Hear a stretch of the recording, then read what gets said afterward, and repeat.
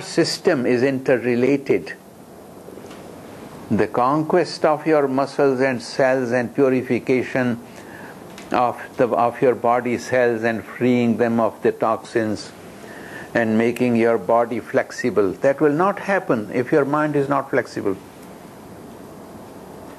So when we train our teachers, we train them not only how to make the body flexible, but how to translate the flexibility, the resilience of your mind into the body resilience, and how to make the body resilience thus cultivated an instrument, a help in creating mind's resilience. Through mind's resilience, you discover the resilient movement of the body, and by making the body more resilient, you send further messages of resilience to your brain, and you are not stuck in boxes anymore. You free yourself. People talk of spiritual liberation, people talk of enlightenment.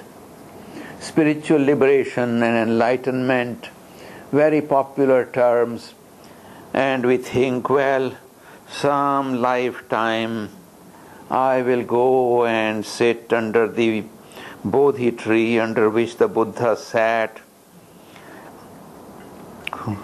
He sat for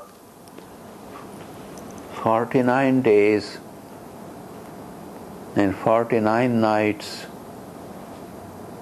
absolutely still.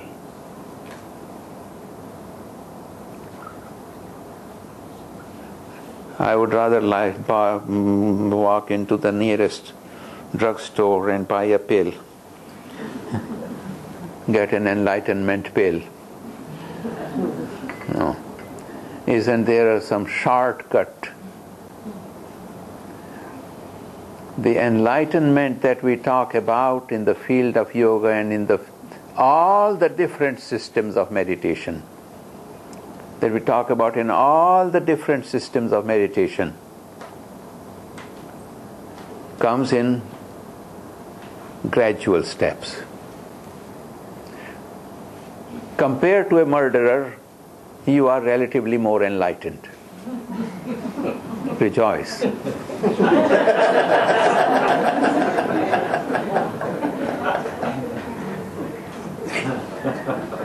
For the murderer to reach your state is as difficult as for you to imagine sitting 49 days, 49 nights absolutely still.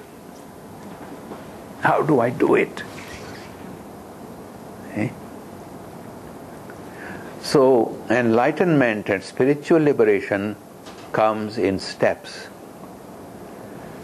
And if you are practicing physical yoga, but you are not reshaping your neuronal structures towards an ethical direction,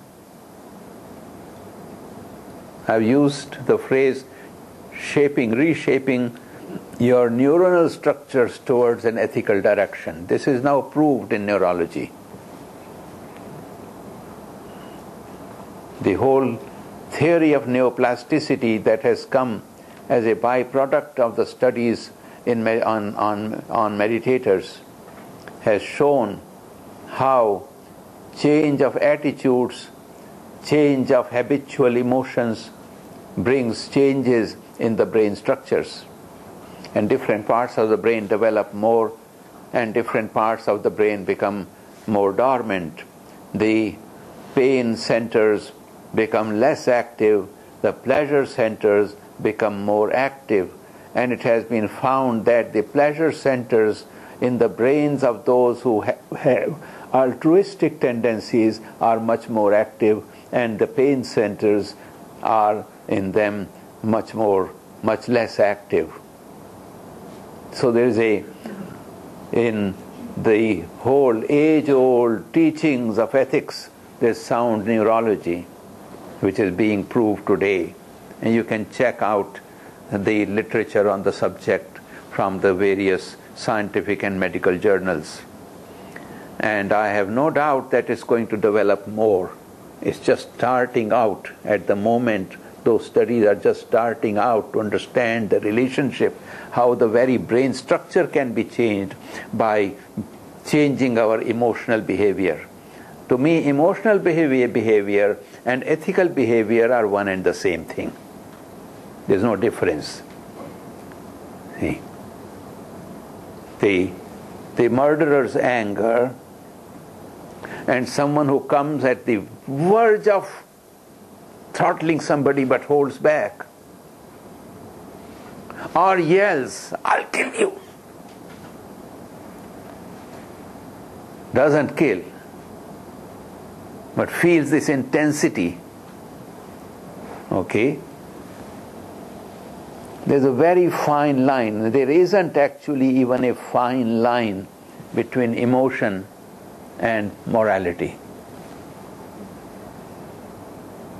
And it is for us to be moral people necessary that we learn to retrain our emotions and make our emotions acts of volition.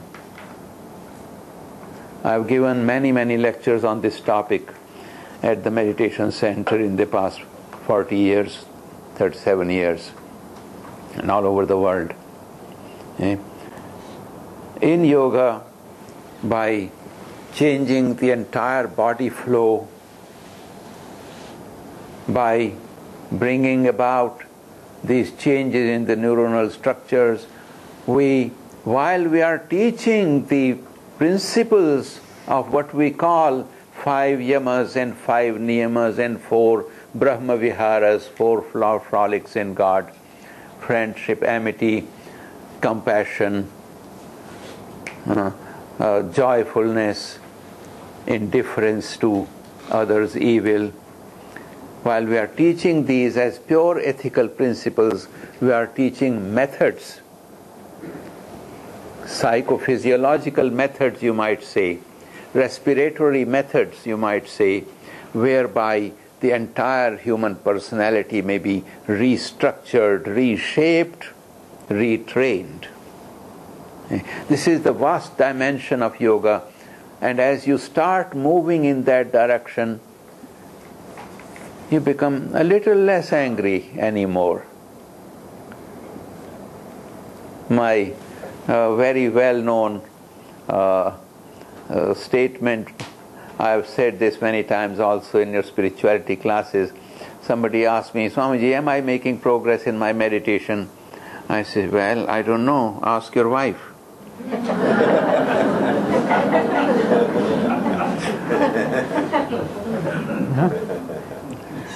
Ask your husband. Ask your children. Ask your daughter-in-law. Ask your neighbor. Are you easier to get along well with? Then you are making progress in meditation. Because as peace sinks in,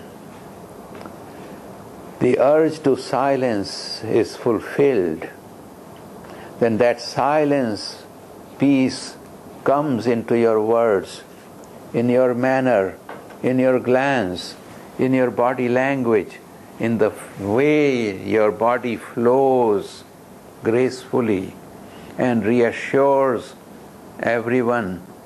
I often ask my audiences, just 2 days ago at the Continuum Center, I raised the same question. I always repeatedly say to the people, be ambitious. Be ambitious. I am very ambitious. And what is my ambition? Not that I should become known as a great meditation master. I started meditating with my father at the age of 4.5, 1 hour every day.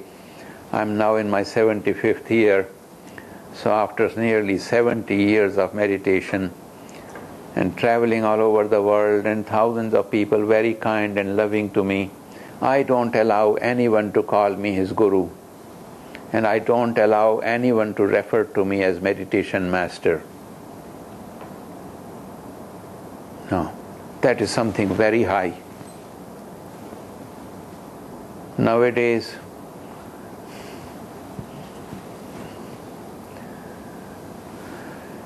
You have one deep meditation, you consider yourself an accomplished one,